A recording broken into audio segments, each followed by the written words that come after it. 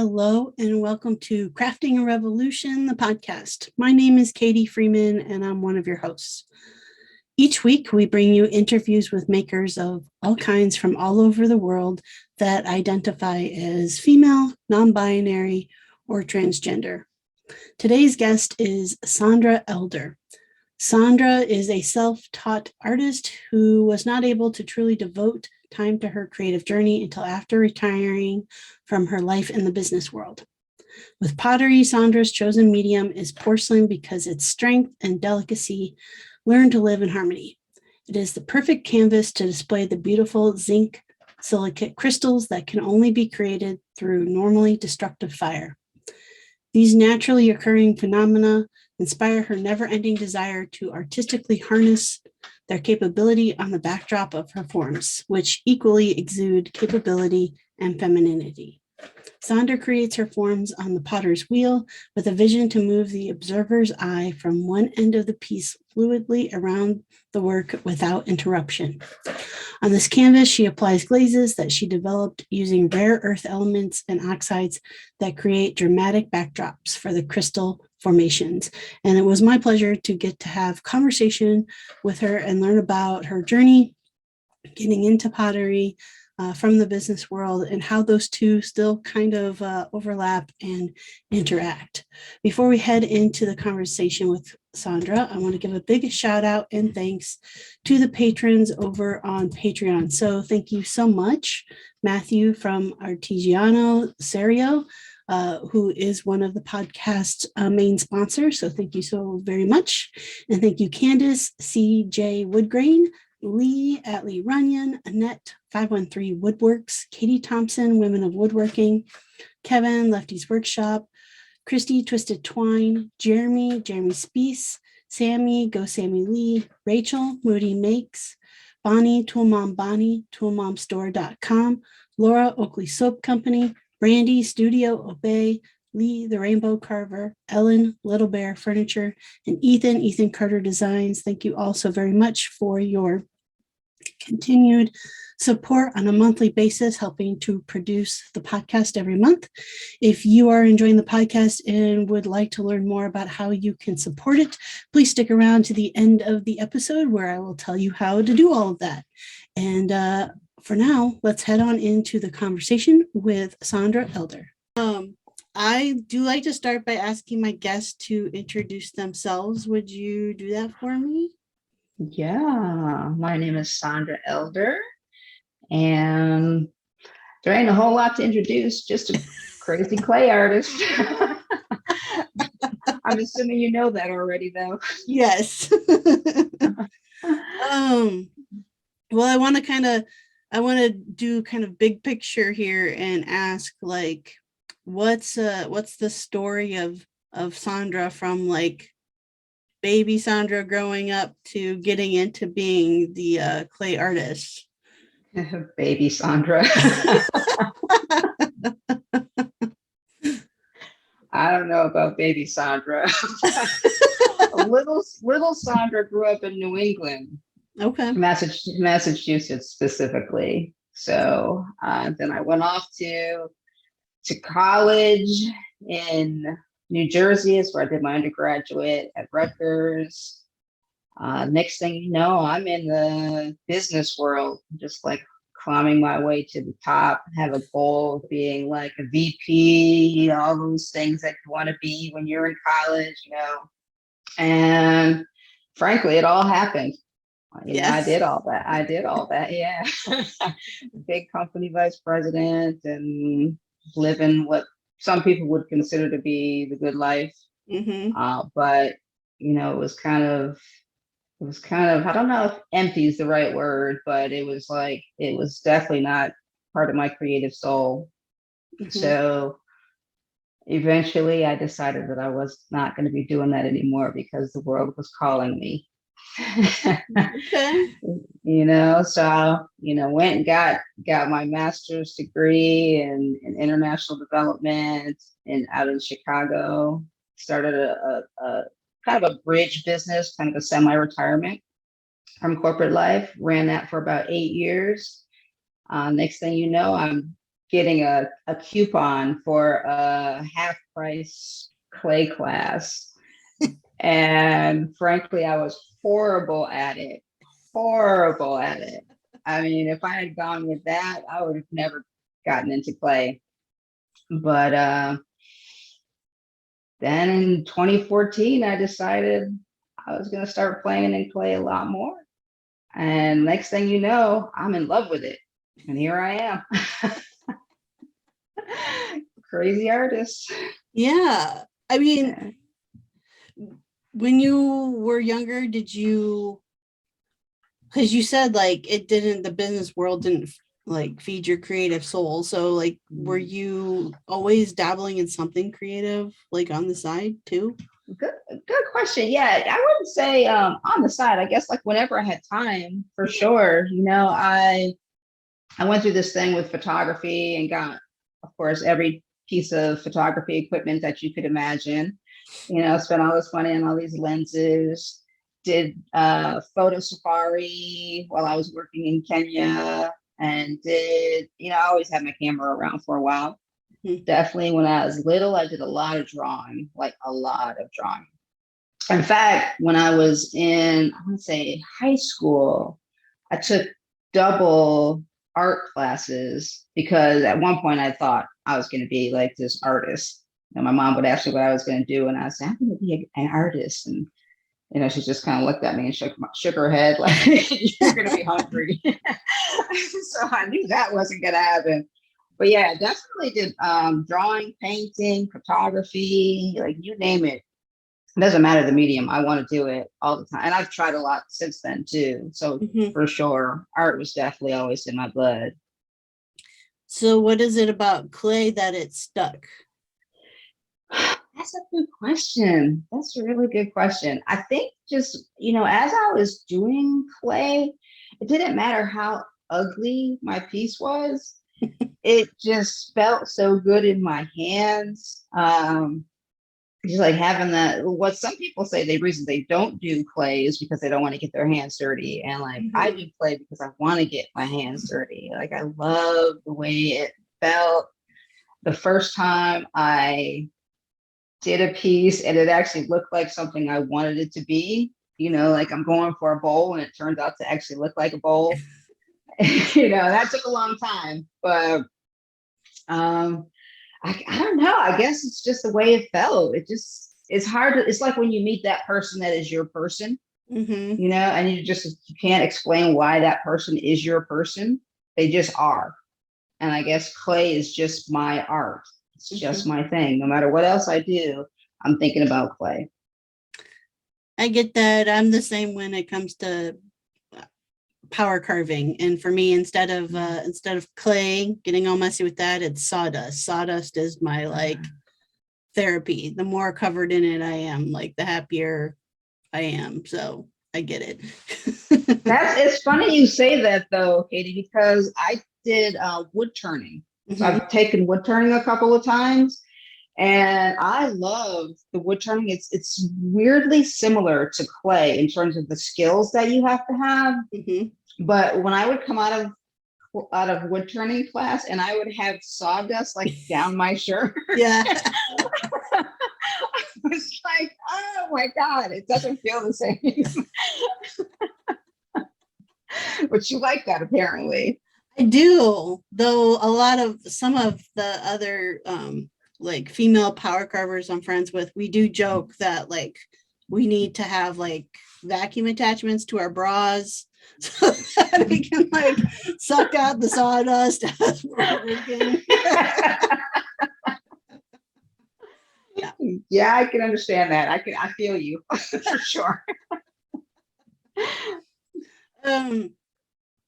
Now I definitely am curious about like, do you feel like the kind of your past business life has aided in success of your artist life? Like learning lessons from, I mean, you were up there running these businesses, right? So do you think that that has helped understand that art is also a business? you know what? To be honest, I don't like really. I don't think about art being a business. Absolutely, it is. There's no question about that. But I guess if art felt like a business, like it just business comes naturally to me. There's no doubt about that.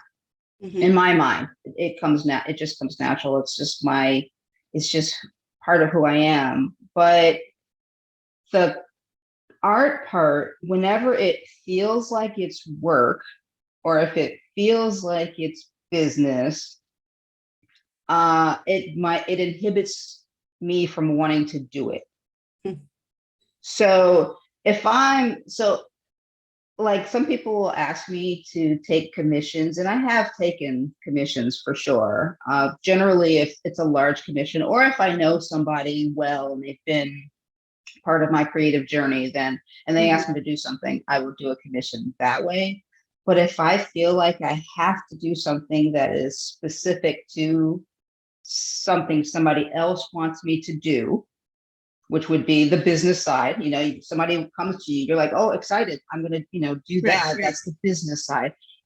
If it's not something that I, in my heart, want to do creatively, then I will just dread that project. And so I often will not take what people would normally take as business. Yeah.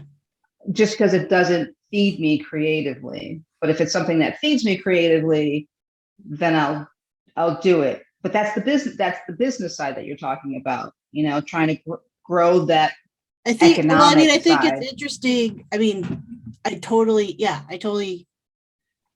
what you're saying. I think it's interesting though that you went to commissions for business, because I would say like even selling something that you just created from your heart is like, to me, that's business too. I mean, that's like where I want to go, right? Is like, I want to design my own thing. I'm with you. I don't do like, I'm horrible at commission work. Like I put it off. I procrastinate, like it's just, I'm not good at it. But if it's something that it's like, it's just coming from me, it's like I step out in the shop and it's like, that's what I want to make, and I make it and I love it. That's what I want to do. But I'm also aiming to be like, I still want to find the market for what I'm making, but I don't want the market to drive what I make, if that makes sense. Totally makes sense.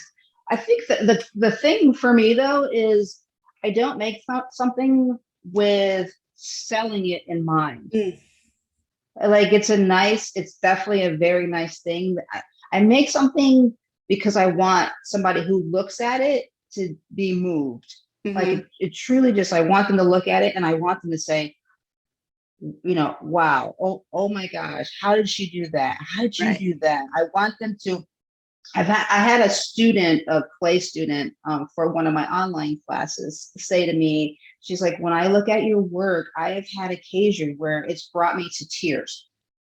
Like that's what I'm thinking about when I'm in the studio creating. Don't get me wrong, I love that it sells. So, I have no problem with that part, but I'm not doing it for that. And I know that might sound weird to a lot of people. I don't think it sounds weird at all. I mean, I would say that a lot of people who get like, are just fed, their soul is fed from creating, I would say probably feel the same. I will create whether it sells or not. Like exactly. That's not the end goal necessarily when I'm creating that piece. Though eventually at some point it would be nice when it sells, because money. Like, right, absolutely. I have no hate for that at all. And as my work gets better and better and better, and it gets bigger, not always necessarily bigger, but I'm making some larger pieces, and those larger pieces that are better, they certainly sell for a lot more. I enjoy that. So that's not what I'm saying. But I just don't go into it with the thought, like, I want to create something that you're going to buy. but that's not what I'm thinking. I'm thinking, I love the fact that you want to buy what I created. Exactly. Yeah. And I think, like, again, this is just my personal experience. I feel like if I'm really in the zone and I'm putting emotion into it, that's like, I love when I get emotion out of it from somebody who sees it, because it's like, okay, you connected with like that part of my soul that I put into that piece. Yeah, definitely. Yeah. Totally get that. I mean, I think just like anything in life that way, though. Like anything that I am out there doing, it's got to be something that is making me feel something, whether it's travel, it's teaching, no matter what I'm doing, creating. If I'm not feeling it, I only have so much time on this planet. Yeah. I'm not going to do it. Yeah. So, okay, you said something in there that I definitely want to follow up on, which was like the teaching aspect. So you do online, you teach online, or do you teach online and in person clay work? Both. Okay. Specifically about clay, it's online and it's in person. I teach at the Dunedin Fine Arts Center in Dunedin, Florida. And I offer some classes online as well through the Zoom platform. And I also do privates. So like if somebody that I'm really interested in teaching privately, then I would do that. I've had people fly in from other parts of the country to take classes, take like a one-on-one class with me, private lesson, which I enjoy that a lot, just because it's the fact that somebody wants to travel just to learn from me. It's like, what? But I love it. I also love when I do, especially when I do teach online, that I have people that all over the world in classes. I mean, it's just wild that I will have somebody in Asia, and I will have somebody in Ireland, and I'll have somebody in Russia, and I'll have somebody in Israel, all on the same Zoom class. I mean, that's cool. That is cool. Yeah. Yeah. Today's episode is sponsored by Athena Outfitters. Athena Outfitters is a quality workwear brand for hardworking women that sells everything badass beauties need to get the job done, from work boots to basics. They curate the toughest essentials made to help you perform. Every piece is handpicked to seamlessly slide right into your daily lifestyle, from rugged and roguish weekday wear to effortless weekend flair. You can fill your closet with gear that can do it all. So for Christmas, I ordered my wife like a very nice pair of slippers from Athena Outfitters, and she loves them. Loves them so much that she has accidentally gone to the gym and the grocery store in them, because they seem to never leave her feet. So definitely a place to go check out, go get the goods that help you not only out in the shop, but just in your daily work around the house and outdoors. As a listener of the podcast, you can go to Athena Outfitters website and use coupon code MM, as in M&Ms, 15 for 15% off any purchase. So again, you go to athenaoutfitters.com and use the code MM15 and get 15% off of your purchase at checkout. Did you do the Zoom stuff like pre-COVID, or did that start with COVID? It was definitely during COVID. I think everybody did something crazy during COVID. Yep. And I was like, either I was going to bake sourdough bread or I was going to teach online. So I think people had cornered the sourdough market. So I think it's time to teach online. So yeah, and that was so cool that everybody was willing to do something online, because a lot of people are like, well, how can I learn clay online? Yeah. And then they would be producing something or doing something that they'd never thought, that they didn't even learn from in-person teaching before. Yeah. So that was really cool. Yeah, it's an interesting, I came totally late to that. Like, I've just recently put stuff out online for teaching power carving.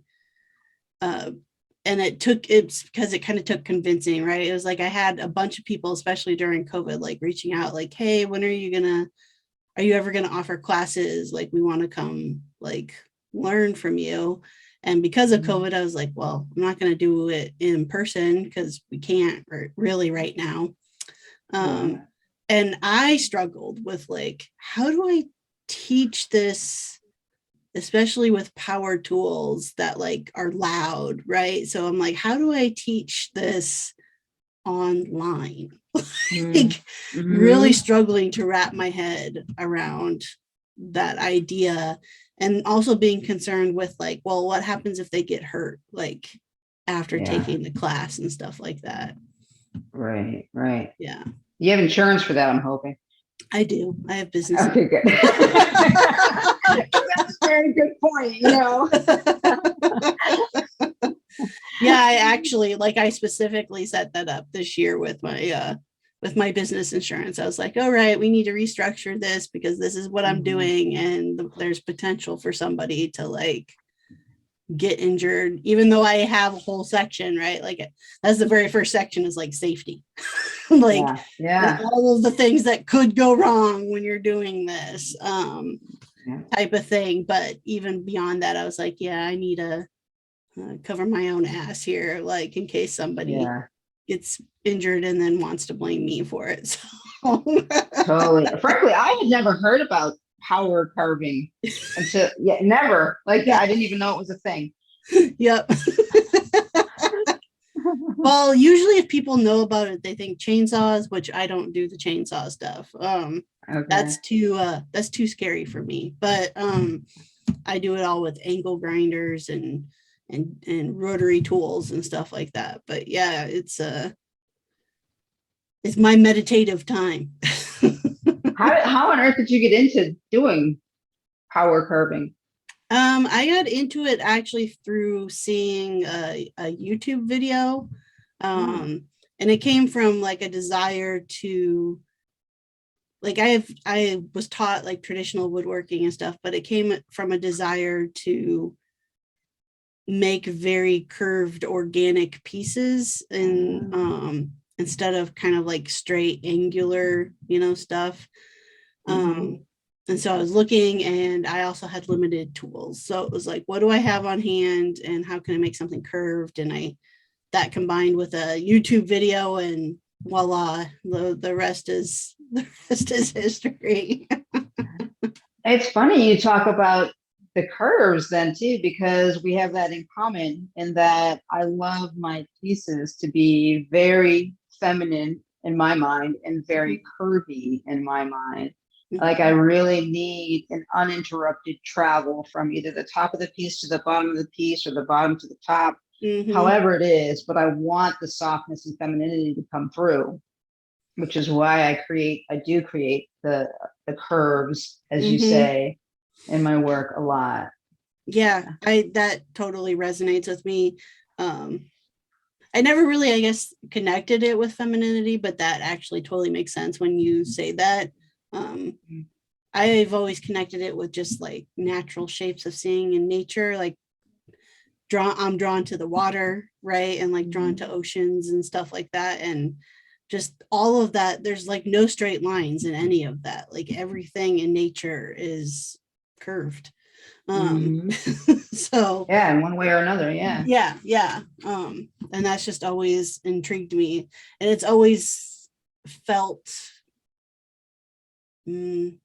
hard to interact with like angular pieces like in everyday life that human beings have made, and everything's like square and all that. And it just doesn't, I don't know, it just doesn't feel right to me. So it's always got to be the curves. Gotcha. We have curvy in common. Yeah. So getting into it sounds like you were teaching in-person classes before COVID. Yeah. And actually the art center just shut. I've taught a lot of different things. Okay. I do like sharing my knowledge. That's really what that's all about, the teaching thing. So it doesn't matter what I'm teaching.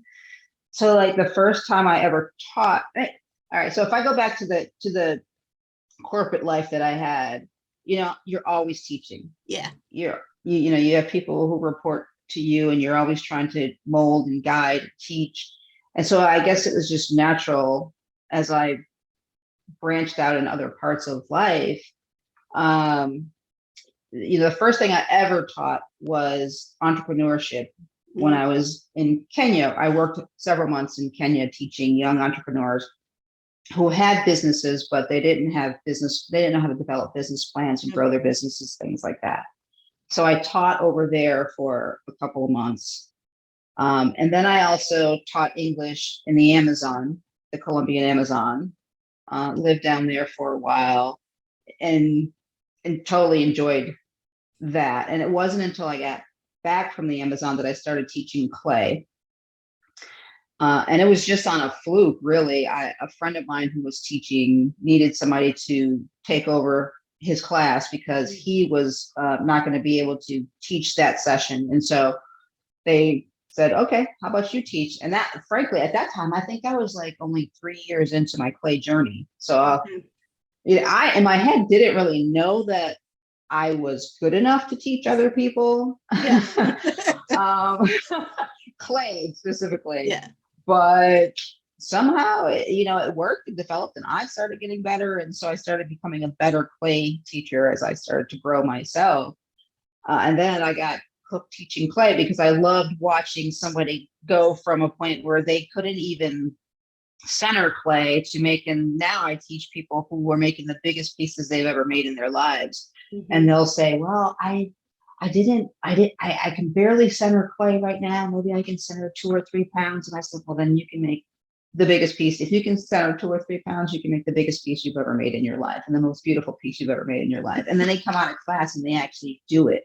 And that is just like, for me, the heart pounds at how successful somebody else is. And that just drew me in more and more and more. I wanted to teach more and more and more.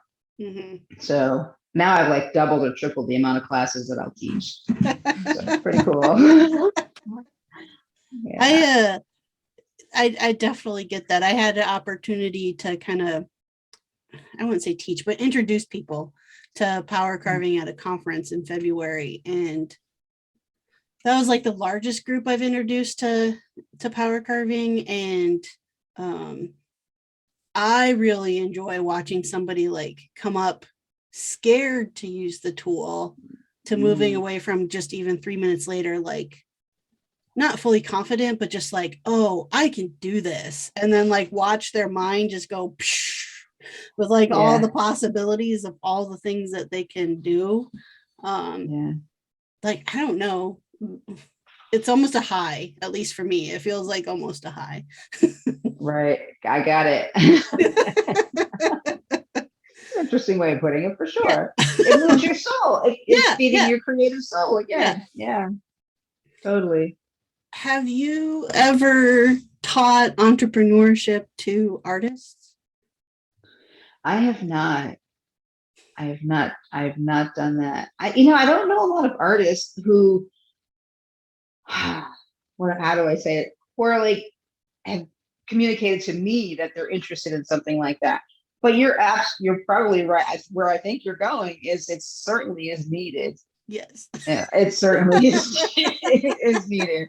Because it's one thing to understand like just the creative part. Yeah. It's very different to understand how to bring it to market, how to serve your customer, how to fill that niche as you were speaking of earlier, how to deal with the economics of scale, the thought of pricing. I mean, all those things are certainly very important.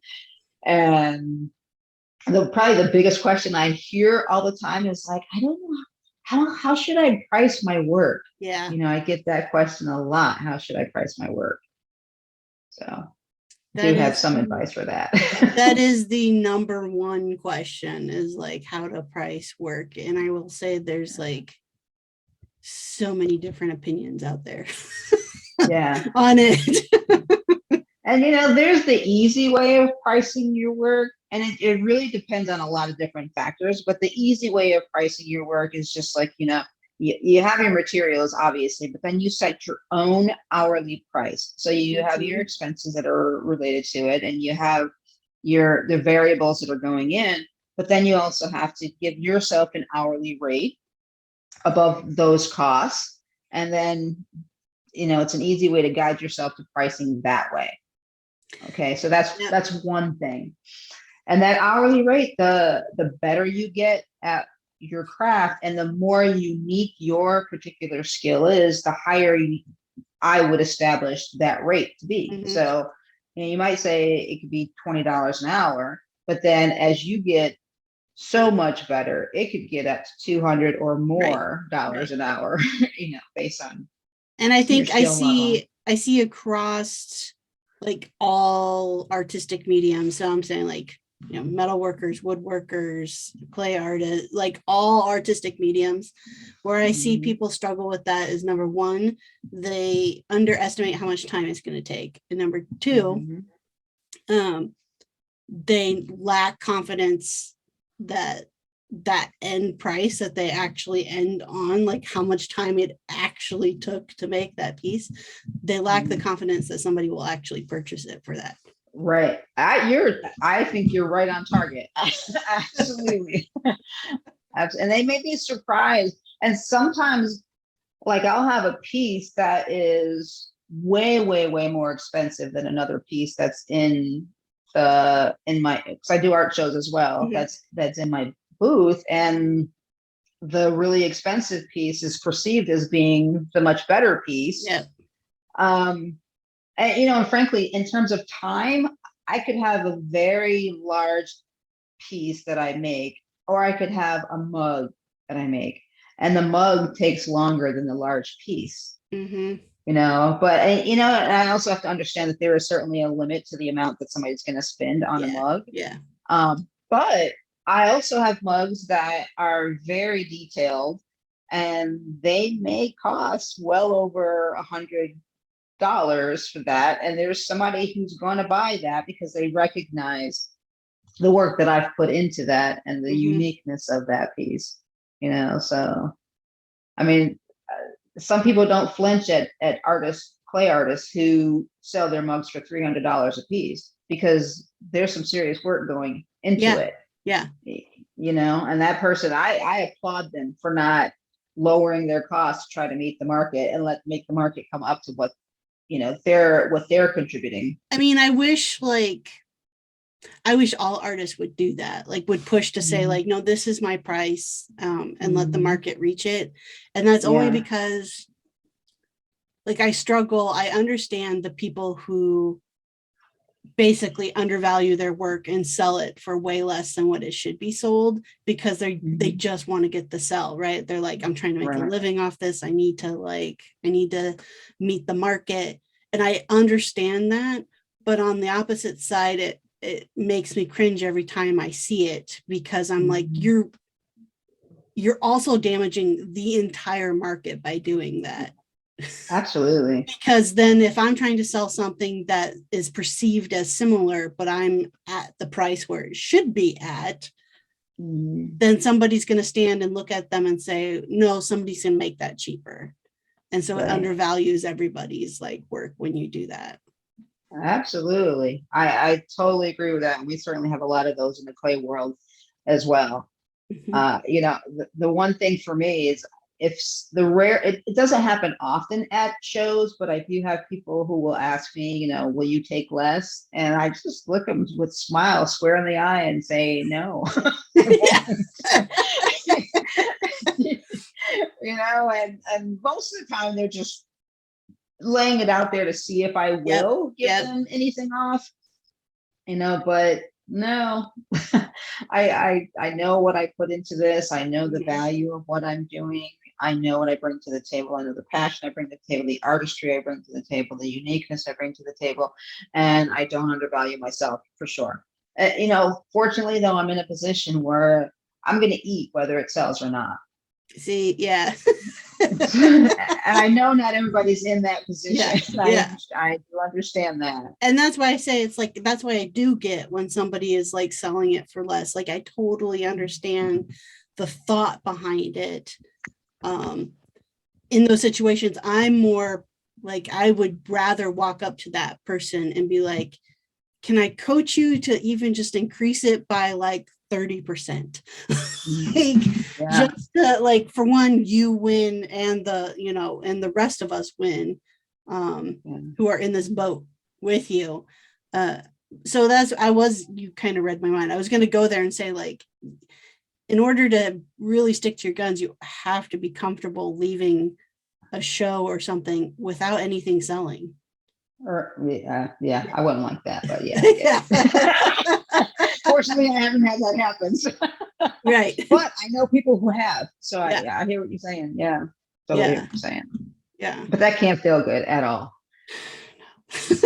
Yeah, that can't feel good.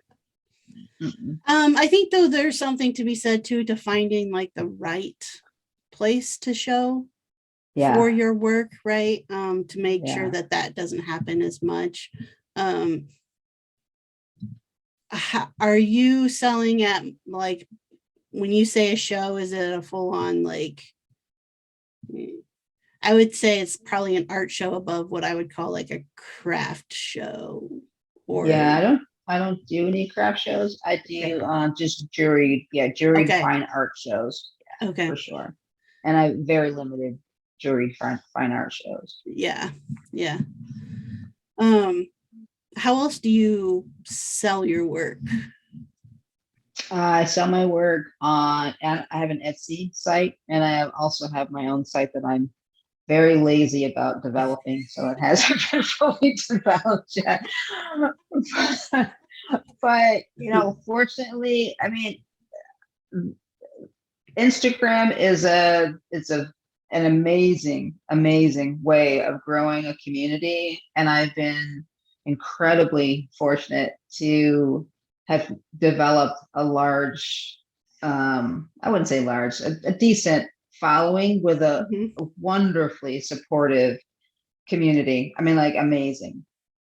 And a lot of, I would say, probably the majority of my sales come through that Instagram community, and they are directed to my selling platforms via links. And that has been just an incredible way of selling things, and I hear people say they don't want to get on Instagram, they don't want to do the social media thing, they don't want it. And I'm like, I mean, I didn't get on there to sell things, right. But as my connections on there started to grow, obviously sales started to grow as well. And people helped me to understand the value of what I'm doing, just because there's so many other creative souls on there, and it's such a positive, for me specifically, it's a very positive place, in a positive space.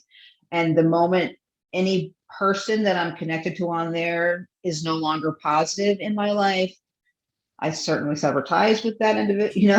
There are ways to stop that from happening. So anytime I'm on there, it's always a positive experience. And I try to come at it from a positive stance myself. So I'll only allow positivity back at me. So, and that community is amazing. I'm assuming that you spend some time on there as well. Yeah. And keep it positive. Yes. And same way, like the maker community, broader artist community that I've like tapped into on Instagram, nothing but love from that community.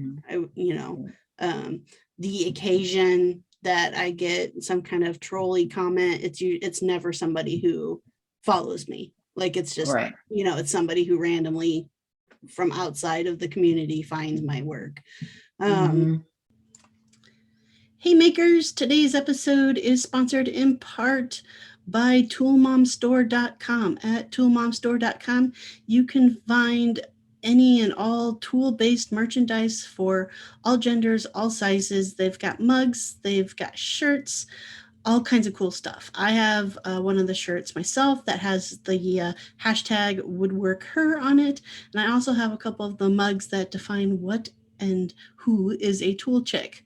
So super excited with the merchandise that I have. I know that you will be satisfied as well. And also great discount for those of you who listen to the podcast. At checkout, if you enter the code MAKERMOM, you will get a 20% discount off any of the merchandise that you buy. So that's just toolmomstore.com. All right, let's head back into the action. So yes, I would agree. And I would also agree, like, it blows my mind how many artists like I come across in the real world, and then I go to try to find them on social media and it doesn't exist. And I go, why? Like, Yeah. I don't know if it's, part of me wonders if, most of the artists that I'm thinking of, at least right now, are like attained artist degrees and such from university, masters of art degrees and stuff. And I'm curious if it's because what I feel is taught there is all gallery work. And so like that is seen as the only path to have your work validated and to gain respect. And I just don't know if that's really true anymore. Right. I don't dismiss it. Like, I definitely think it's still a path forward, but I think people could find more success and more venues for their work to be seen if they maybe did both paths at the same time. Right. And I do. I mean, I've definitely done some gallery stuff, and, Frank, social media is more profitable because I'm not giving such a large percentage to a gallery if I'm doing my own thing. And I've had businesses find me on Instagram, and it's taken me down other paths to do other things like writing articles about art and creating other things I have some things in the works for other companies that relate to my art. And all that's come through Instagram, which is still like blows my mind. Absolutely blows my mind. Because when I first started my Instagram page, it was back when I was making crappy, ugly, clunky stuff, and and I could have. If there are people out there who have like maybe 200 followers or 300 followers or something like that, and they think that that's the end of it, it's not necessarily. It's crazy how it can grow to just thousands and thousands of people in your community who appreciate your work and want to buy your work or want to sell your work or want to share it with other people. It's a very cool platform.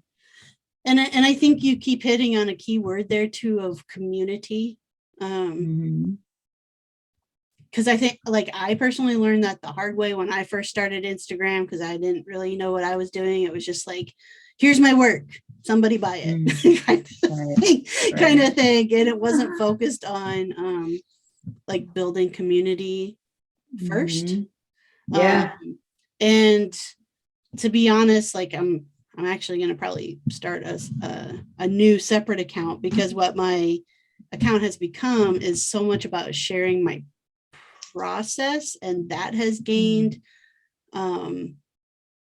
like, that's grown my community, and it's people that appreciate the process, and maybe people who are going to be more willing to support like the teaching aspect or stuff like that, versus like wanting to buy a piece of furniture from me, because these are generally people who can make their own furniture. So it's but I think once I focused on community, it also just changed my viewpoint, where like a lot of these people I kind of almost consider like, well, a lot of them are in real life friends now, but also a lot of them are almost like my coworkers. Like, it grew to something like, if I'm struggling trying to figure something out, for a work piece, I have this whole resource to just be like, hey people, this is where I'm stuck. Somebody help walk me through like what you think I could do to fix this issue. Right. Yeah. And that's like an amazing experience too. Yeah. And I like to do that for other people. Like I do get some questions about that. A clay community is it is a very helpful community, but at the same time, like when you do a specific process like I do, people will keep their secrets about how they're achieving. And I totally understand that, because I also will keep mine. I mean, I'll share a lot, but there are certain things that I won't share. And generally I will share after I've done something for at least a year. And then I'm more willing to share that old process, because it becomes an old process for me with the community. I have a lot more than clay people, which surprised me a little bit in my my Instagram specific community. A lot, like people who have never touched clay, never thought about clay, none of that, and they just are enjoying just the visual, I guess, of it. And it's like you said, some of these people, I feel like, even though I haven't met them in person, like they're friends. Yep. Like I know them. And I mean, I had the freakiest thing happen to me. I went out to dinner here where a couple towns over where I teach. And I'm sitting there at dinner, and there's this guy who's just staring at me and staring at me and staring at me. And then, I'm having dinner. I think my wife was with me, and we're just sitting there, and she's just like, this guy behind you, he just keeps staring at you. Like, what's going on? And I'm like, I don't know. So finally I get up. I get up. No, I didn't get up. He comes over to me and he's like, are you a clay artist? And I said, yeah. And he goes, I follow you on Instagram. Like, I had no clue who this guy was. Right. And he's just like, I follow you on Instagram. And, he's introducing himself to me. He's like, I love your work. And when he starts having a conversation with me, I'm like, that was like a total star moment. Like, what the heck just happened? And I've had that happen a couple of times. Where people are like, well, I totally just know you on Instagram. It's like, how do you know me on Instagram? And then you run into me in a restaurant. Yes. Like, that's crazy. I had two of those moments. It's been years now, but they were like super close together. One, I was like, I had a sick kiddo, and I was in Walgreens, and she's like all snotty and sick, and I'm like just trying to find medicine, and somebody like has stopped in the aisle and is staring at us. And I'm like, what is, like, I'm just trying to keep this kid from like getting her gross germs everywhere and everything. And she came over and she's like, I'm sorry to interrupt, but I follow you on Instagram and I love your work. And I was like, thank you. I didn't know what to say. And then I had a checkout person in the grocery store too once be like, do you make things out of wood on Instagram? And I'm like, yes. Wow, that's crazy. It is it feels weird, right? Like it just, I don't know. Yeah, that's nuts. It's cool though. It is cool. So you talked about, like, I've had other clay artists on. I will say I'm one of those people who follows, like, I follow clay artists. I follow all kinds of artists, of things I don't do. But I find all of it like inspirational for my own work, just to see objects other people are creating. But I've had other clay artists on the podcast, and they've talked about kind of something a little bit you hinted at, which is like sometimes in the clay community, that knowledge isn't shared. It's kind of kept like a closely guarded secret. Do you feel like in the clay world, like, do you feel like all the artists feel like competition? I don't think that that's the case. I don't, because I do also know a lot of people who share a lot, and there are a lot of different groups, and people are willing to share a lot of knowledge. I just think that there are certain things that clay artists, and probably any artist, just need to keep to themselves if there's something that specifically they do very, very well. Because it's so easy to teach something, and then the next thing you know, everybody's doing the exact same thing, and you're no longer unique.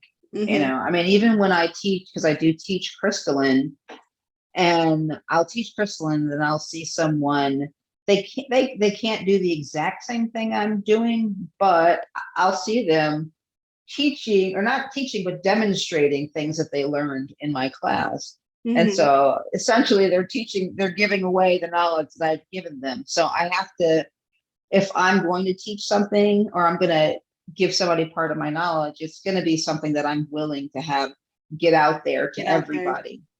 Yeah. And so I think that, you know, when somebody has really, really, really good, very specific knowledge, I'm totally cool with them keeping that to themselves.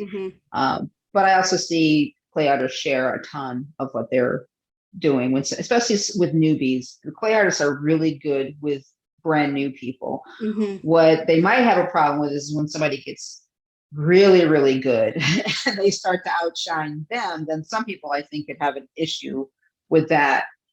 For me, I love when somebody gets so good because of something I taught them. Yeah. You know, and I get that. Yeah. I also think it's a little bit of human nature to like, I think it's human nature to be afraid of sometimes of seeing somebody that you've helped succeed further than you. When the reality is they're not really, like, they might be succeeding in their pool, but like you're in a whole other pool. Like it doesn't have to be the same pool. It's the same idea of like women competing for the one seat at the executive table. It's like, no, we could actually just make the table bigger. Right. And create more seats. Exactly. I mean, I've certainly lived through an artist who seemed to enjoy my personal success until I got to be really successful, and then they didn't seem to like it quite as much. So I've lived what you just spoke. Yeah. It's unfortunate, but it is. It is a reality. It is. So, with your, I guess, particular individual story of kind of getting into clay, working through it, getting better on your own. Do you feel, I'm curious about if you feel you've always had other representation within like the clay and artist community, or do you feel like it's been kept? It has been, it's a good question. I think that it seems, how do I put this? I'm watching you trying to be like politically correct. I think you're right. I think that there's probably a gender divide. Okay. How about that? There's a bit of a gender divide, and you know, I won't let myself get in that gender divide, just because when you live in the corporate world and you are a person who looks like me and is a woman, you're definitely feeling the gender divide there. Yes. There's no question about that. Absolutely. You know, and it's I want you to be I like the fact that you bring diversity to the table, but I want you to still be one of the guys. I want you to still be like just like me. I don't want you to be diverse, you know, but I like you to look diverse, but I don't want you to actually be. So there's certainly quite a bit of that, I would say. But I think it's what I've experienced and seen is like the guys will stick with the guys, and that's who they respect, and the women will be more comfortable with the women, but they'll still show respect to the guys. So I think they still tend to put the guys up on the pedestal. And just like everything else in the world, if you're going to be different from the mainstream norm, you're going to have to be twice as good or 4 times as good in order to be considered just on the exact same level. It's the reality. I don't fight that kind of stuff. I didn't fight it in corporate life, and I don't fight it in the art life. I just be me. And but I do know the reality is that I have to be way better than somebody who is, that mainstream male in the art world to be considered just equal to them. I mean, I saw this crazy quote on, I don't know where it was. I think it might have been on Facebook, and I want to give credit to the person who posted it, but I don't remember who posted it. But it was like, approach the day with the same swag as the same swag as a mediocre white man? White man, yeah. That was so funny. I was just like, oh, it's so true. You've seen the quote, obviously. Well, I also I come from, and I still do work in kind of corporate world, and specifically I actually work with a lot of manufacturing companies, which are pretty much all white, all male, all heterosexual. Right. And the only thing of those 3 identifying terms that I identify with is white. And even then I don't really feel like I fit that mold because I'm pretty social justice driven. So I never feel comfortable in those spaces. And I always feel like, yes, I have to be 4 times better than, the counterpart. And a lot of times I still lose out to the counterpart who is less. Right. Which I do feel like has given me, I don't know, like the chops to deal with like walking into woodworking spaces that are still predominantly white, male, heterosexual. Like it just, I don't know, it doesn't bother me as much as it might have in my younger days before having lived 20 years in these other spaces. Right. Yeah. I'm like, whatever. Create your world. Whatever you want to do to create your world, I'm just gonna do my thing, and someone's gonna enjoy the work I do or they're not.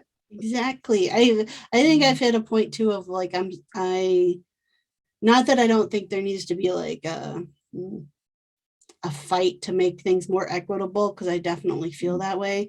But I think that I've changed my mindset into, instead of fighting the inequitable system, I'm just going to come over here and create the beautiful equitable system and hope that people join me over here. Right. Yeah, exactly. I appreciate you dancing around that a little bit in your I'm going to say, I hope people watch the YouTube version of this so they can see the how well you danced around that. Is what it is, though. It is. Yeah. So we are getting close to the end of our time together, and I want to give you the chance to let people know where they can go to see your work and follow along with you. Yeah, I would say the best place to go is just jump on my Instagram, Sondra Elder Pottery, and that'll link you to anything and anything everywhere else that I am either teaching or other adventures that I'm involved in. If I'm in some crazy spot in the world teaching some obscure thing. Well, I'm going to be on the lookout when you start teaching entrepreneurship for artists. Like I'll hit that Zoom class for sure. That's a great idea. That's a great idea for sure. I know it's definitely needed out there. Yeah. I would have to just create some content that I think is just uplifting and meaningful, but also full of information. Yes. So we'll Yes. see. Well, thank you so much for chatting with me today. I really enjoyed our time together. Truly my pleasure. Thank you for the invitation. Absolutely. Okay, so again, that was Sandra Elder, and you can find the link on how you can follow along with her in the show notes for today's episode. The best place to find that is check the description for the episode on your podcast app. If you're watching this on the Freeman Furnishings YouTube channel, check the description box down below. And lastly, you can head on over to freemanfurnishings.com/podcast and find this episode as well as all the past episodes there. Make sure to follow along with the podcast over on Instagram at Crafting a Revolution. No spaces, no underscores, no dashes, just all one word together, Crafting a Revolution. And that's where you can find the best ways to support the podcast if you are enjoying it. There's the option to go to Patreon, which gives you the chance to support in an ongoing monthly way. There's the option to do a one-time donation. And then if you would like to support the podcast, but not in a monetary way, you can do that by sharing about it, especially on Instagram. Make sure to tag the podcast again at Crafting a Revolution. Share some of your favorite makers that you've listened to their interviews. And also make sure that you are subscribed and like it and get the notifications on your podcast app. And you can head to iTunes to leave a review. All of those methods help the podcast in more ways than you know, and they are all greatly appreciated. Over on Instagram, you can also come over and say hi to your host, myself, Katie Freeman. You can find me at Freeman Furnishings. And my co-host, Katie Thompson, you can find her at Women of Woodworking and at Pen and Chisel. Both projects are around broadening the scope of the woodworking craft and bringing more into the fold. So you can say hi to her over there or hi to me over at Freeman Furnishings. All right, so this week we have 2 brand new episodes for you. So this is just the first. The second will be out on Friday. And in the meantime, as always, let's go craft a revolution. She, her,